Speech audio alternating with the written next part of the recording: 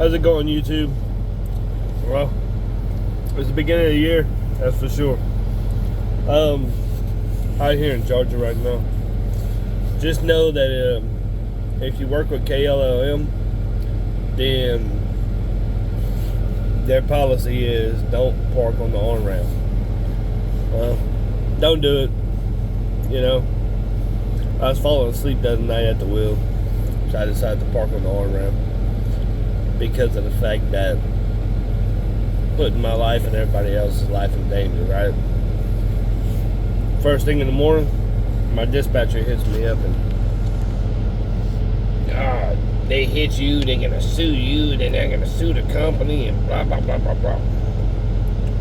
No, look, if I'm driving and I don't feel safe to drive, I'm stopping anywhere. Write me up, do whatever, call DOT, ask them what's the safest thing to do. You know, like, nah, don't put your life or anybody else's life in danger because you too stubborn to pull over and go to sleep. The hell with the company. What they gonna do? They're gonna fire you? You have a CDL, everybody's hiring CDL drivers. Do what's safe for you, not what other people think safe, you know? Well, so far this year, I think like last week, I had like 2,400 miles, and yeah, 2,469, something like that. This week ain't looking too good. I mean, you know, the first load they gave me for the week was like 1,151, something like that, but they took it from me. So we did a swap out yesterday, so I lost 495 miles. Then I go 95 miles out the way to find somewhere to park that's not on the on-ramp, and they're not going to pay the miles that I drove out my way to park safely. They always come up with some excuses to try to hold money, you know. I mean, I know a lot of companies do it, but at the same time, it's like,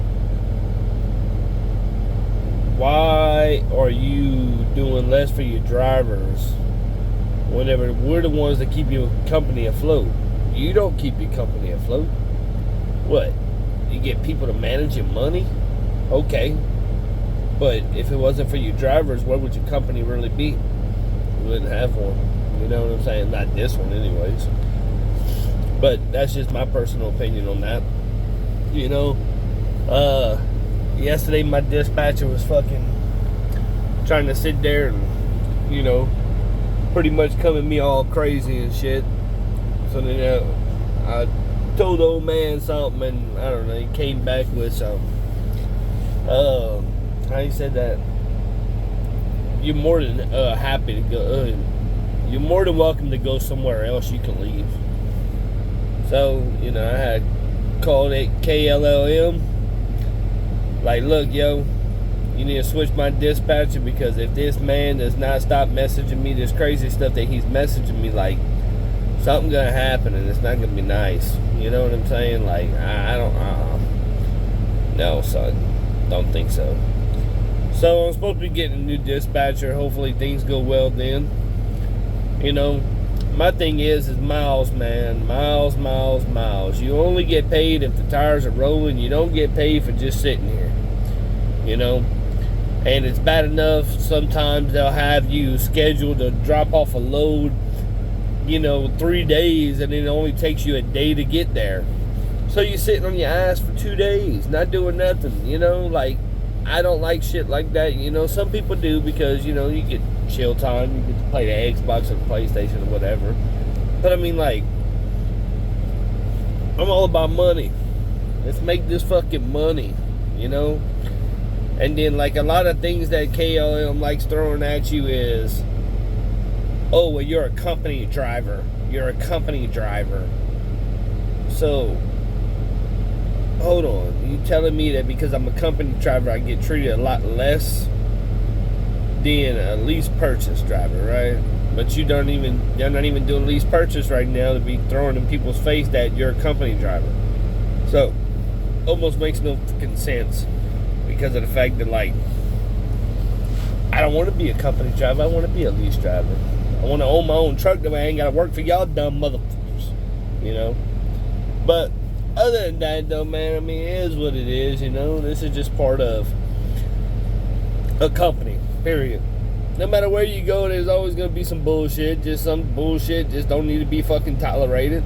And I'm not the one that's going to tolerate it. Because, look, I'm a straight fucking person. I come straight at you. And you like it, you like it. You don't, you don't. Some people do, some people don't. Some people can take it, some people can't. You know, like, I was trying to explain to my dispatcher yesterday that, like, you know, oh, I was tired. I pulled over on the side of the road because I was protecting myself and protecting the public. And then he don't say it on the phone. He hangs up with me on the phone, but then he messages me this long-ass message talking about how you're always trying to make a point. No, dude, I'm telling you the truth. And you don't like it. And you don't like the fact that I'm coming at you telling you exactly why I did something, which is fucking dumbfounded by me. Because I talked to HR yesterday. Whenever I talked to HR yesterday, I explained to them what happened. Like, look, yo, I know I went against company policy. Should I? Probably not. I couldn't find nowhere to park. I was falling asleep on the wheel. Fell asleep on the off-ramp. Pulled over on the side of the road, and I went to bed. Oh, well, you know, if you do that, then only try to take you a nap like 30 minutes to an hour and find somewhere else to park. Look, when I go to bed, I go to bed. There ain't no waking up an hour later to drive down the road and find somewhere to park and then go back to sleep. Nah, because once I'm up, I'm up. Once I'm sleeping, that's it.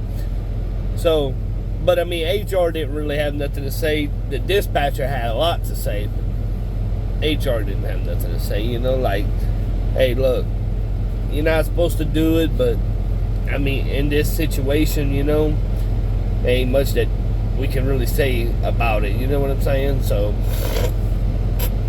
but I just figured I'd give y'all a little update on how 2024 is going so far, you know.